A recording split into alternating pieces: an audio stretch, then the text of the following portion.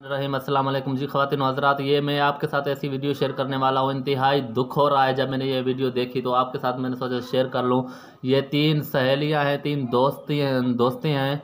ये लड़कियाँ तीनों, इनकी वीडियो वायरल होती ही इनको भाइयों ने कत्ल कर दिया है। वजह ये, जब इसने ये वीडियो देखी तो किसी ने एक दुकान पर चढ़ी, ज्वेलरी की दुकान पर, तो उन्होंने एक बेगैरत बंदा होगा जिसने ये वीडियो रिकॉर्ड कर कर लड़कियों की सोशल मीडिया पर डाल दी।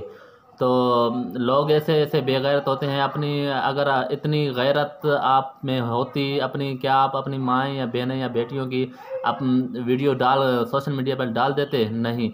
लेकिन इन लड़कियों ने जब दुकान पर ख़रीदारी शुरू की और ये काउंटर पर खड़ी हैं, आप ये वीडियो देख सकते हैं, तो एक बेगैरत बंदे ने वीडियो सोशल मीडिया पर डाल दी, चोरी रिकॉर्ड कर कर। जैसे ही ये सोशल मीडिया पर वायरल हुई तो उनके भाइयों ने देखा और उनको गैरत के नाम पर कत्ल कर दिया। तो अल्लाह ताला ऐसे बंदों को जो चोरी से वीडियो बना लेते हैं, अल्लाह ताला उनको इबरत का निशान बनाए और सबको हिदायत दे।